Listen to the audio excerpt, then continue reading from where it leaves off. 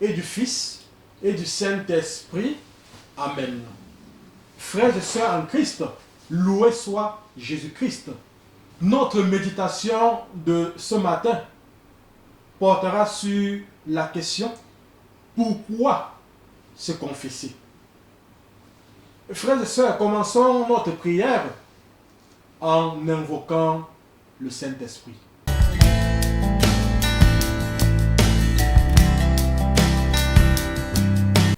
Prière à l'Esprit Saint.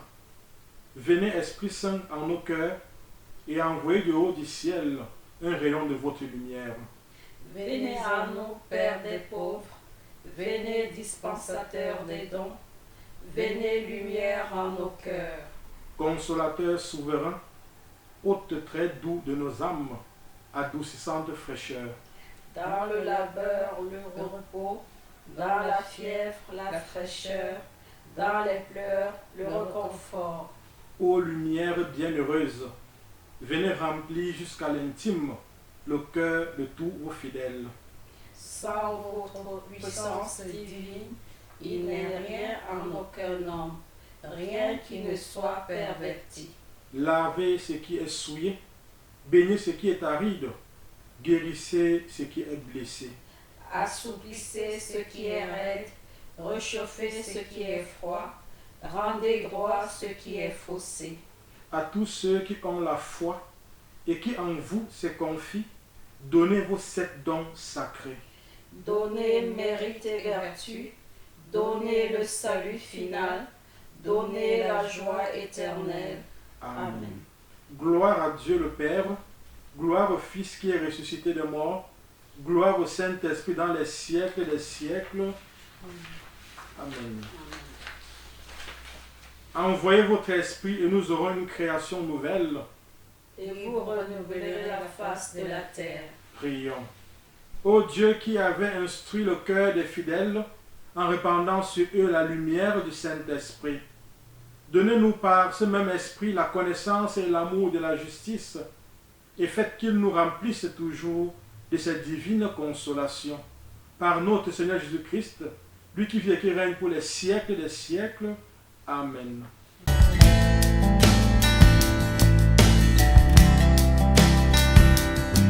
Pourquoi confesser nos péchés? Frères et sœurs, telle est la question que nous vous proposons de méditer ce matin.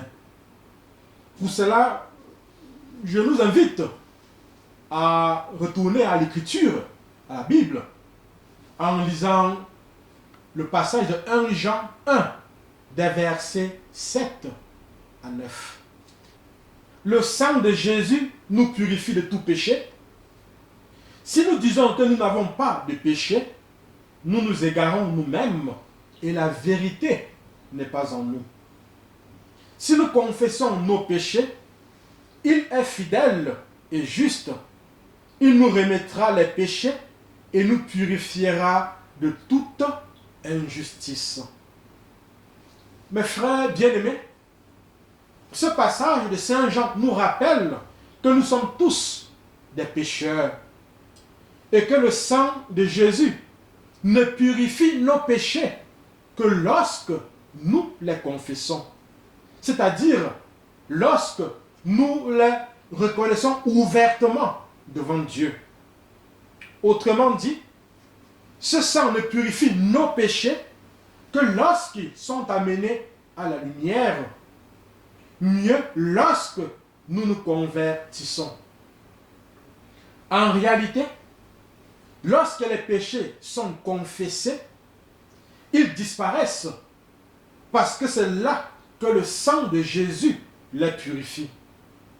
Si malheureusement, nous ne les confessons pas, nous les conservons. Henri Lemay, ce laïc canadien qui sillonne le monde pour donner des enseignements sur la guérison, souligne à juste titre qu'une bonne confession, une confession honnête, brise mon aveuglement et dissipe la noirceur où habitent les esprits mauvais qui me contrôlent. Il y a une puissance, dit-il, à nommer les péchés. De nos jours, nous observons chez les chrétiens une forme de religiosité, de piété vidée de toute force. On assiste à la messe, on récite des tas de prières, on fait des tas de neuvaines, on fait des jeûnes, etc. Mais l'on reste tristement, malheureusement, ancré dans le péché. Il n'y a pas de conversion. Et pire encore, il n'y a pas de désir de conversion. Saint Paul, dans sa seconde lettre à Timothée, attirait déjà notre attention sur ces formes de religiosité, sur ces formes de piété qui tiennent plus à la sentimentalité et à l'affectivité qu'à une véritable relation personnelle avec Jésus-Christ. Relisons donc ce passage de 2 Timothée, chapitre 3, des versets 1 à 5. Sache que dans les derniers jours surviendront des moments difficiles. Les hommes, en effet, seront égoïstes, amis de l'argent, fanfarons, orgueilleux, blasphémateurs, indociles à leurs parents, ingrats, sacrilèges, sans cœur, implacables, médisants, incontinents, sauvages, ennemis du bien, traîtres, emportés, aveuglés par l'orgueil, amis du plaisir plus qu'amis de Dieu, gardant les formes de piété, mais en ayant renié la force.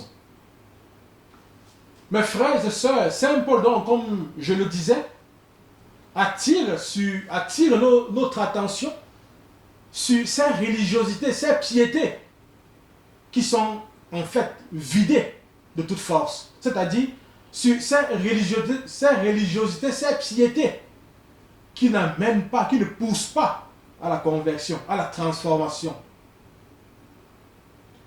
Frères et sœurs, à la confession est intimement liée la rénonciation. À chaque veillée pascale, tous les chrétiens debout tiennent un siège qui est allumé à partir du siège pascal et répondent aux questions suivantes du prêtre. Pour vivre dans la liberté des enfants de Dieu, rejetez-vous le péché? Et ils répondent, oui, je le rejette.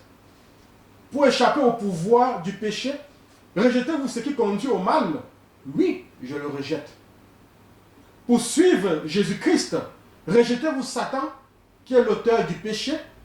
Oui, je le rejette. Telle est donc la rénonciation que nous faisons à chaque veillée pascale et aussi que nous avons fait lors de notre baptême. La rénonciation est donc un geste profondément catholique. Renoncer veut dire déclarer, mieux proclamer que je n'ai rien à voir, à faire avec le mal, avec Satan dans ma vie. Proclamer, c'est dire à Satan que je ne veux plus de ces mensonges, de ces promesses vides. Proclamer, c'est dire à Satan, c'est fini, stop.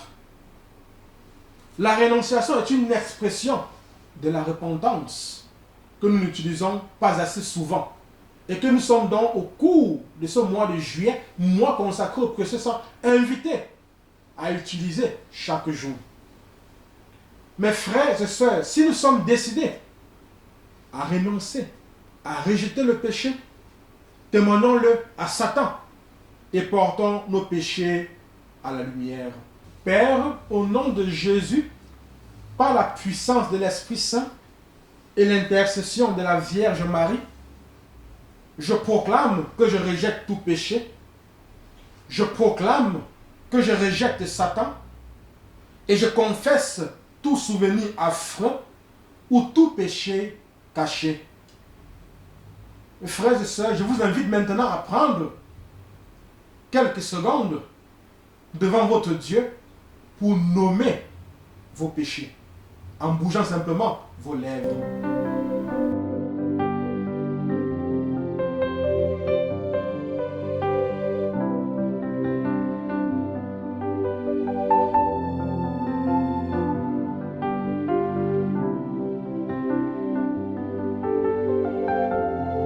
Ces péchés à la lumière de Jésus et à la purification de son sang. Je proclame que le sang de Jésus-Christ, Fils de Dieu, me purifie continuellement de tout péché. Je me recouvre de ce sang et proclame ma guérison, ma libération et ma délivrance. Je me recouvre de ce sang et proclame ma guérison, ma libération et ma délivrance. Je me recouvre de ce sang et proclame ma guérison, ma libération et ma délivrance. Amen.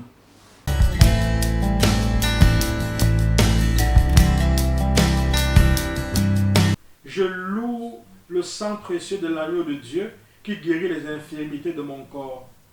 Je loue le sang précieux de l'agneau de Dieu qui guérit les infirmités de mon âme.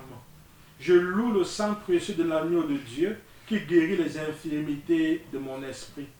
J'adore le sang de l'agneau dans sa puissance de pardon. J'adore le sang de l'agneau dans sa puissance de guérison. J'adore le sang de l'agneau dans sa puissance de purification.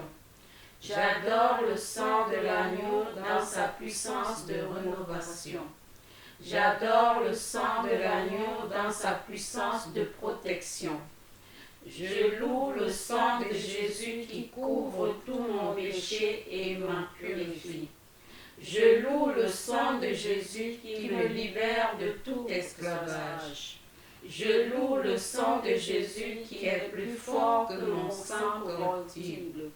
Je loue le sang de Jésus qui me transforme à son image. Je loue le sang de Jésus qui fait de moi une créature nouvelle. Gloire au sang de Jésus-Christ qui me délivre des puissances du mal. Gloire au sang de Jésus-Christ qui triomphe de mes ennemis. Gloire au sang de Jésus-Christ qui me protège des ruses de Satan. Gloire au sang de Jésus-Christ qui me revêt de la robe blanche pour les noces de l'agneau. Gloire au sang de Jésus-Christ qui fait toutes choses nouvelles en moi.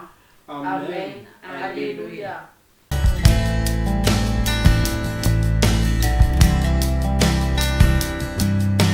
Consécration au précieux sang de Jésus. Seigneur Jésus, qui nous aimait et qui nous avait libérés de nos péchés par votre sang, je vous adore, je vous bénis et je me consacre à vous avec la plus grande confiance. Avec l'aide de votre Esprit Saint et animé du souvenir de votre sang précieux, je m'engage à mettre toute mon existence sous l'obéissance et au service de votre Père pour l'avènement de votre règne. Par votre sang versé pour le rachat de nos péchés, purifiez-moi de toutes mes fautes et renouvelez mon cœur pour que brille toujours davantage en moi l'image de l'homme nouveau créé selon la justice et la sainteté. Par votre sang, signe de réconciliation avec Dieu et entre les hommes, faites de moi un docile instrument de communion fraternelle.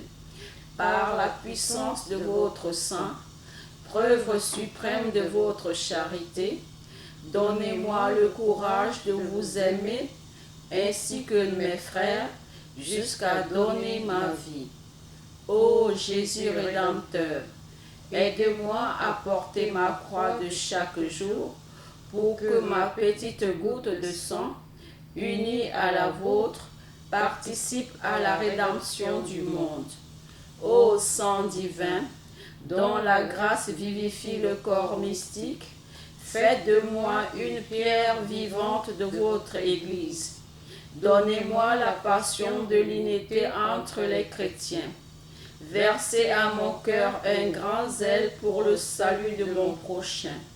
Suscitez dans l'Église beaucoup de vocations missionnaires pour qu'il soit donné à tous les peuples de connaître, d'aimer et de servir le vrai Dieu. Ô sang très précieux, symbole de délivrance et de vie nouvelle, accordez-moi de persévérer dans la foi, l'espérance et la charité, pour que, marqué de votre sceau, je puisse quitter l'exil de cette vie et entrer dans la terre promise du paradis et chanter avec tous les rachetés vos louanges dans l'éternité. Amen. Mes frères, mes sœurs, merci de vous abonner sur nos plateformes YouTube et Facebook qui s'affichent au bas de l'écran. Merci d'inviter vos amis et connaissances à s'y abonner également, afin de recevoir chaque jour les vidéos que nous vous proposons durant ce mois de juillet, mois consacré au très précieux sang de notre Seigneur et Sauveur. Le Seigneur soit avec vous. Que Dieu Tout-Puissant et Tout-Aimant vous bénisse. Lui qui est Père, lui qui est Fils et lui qui est Saint-Esprit. Amen.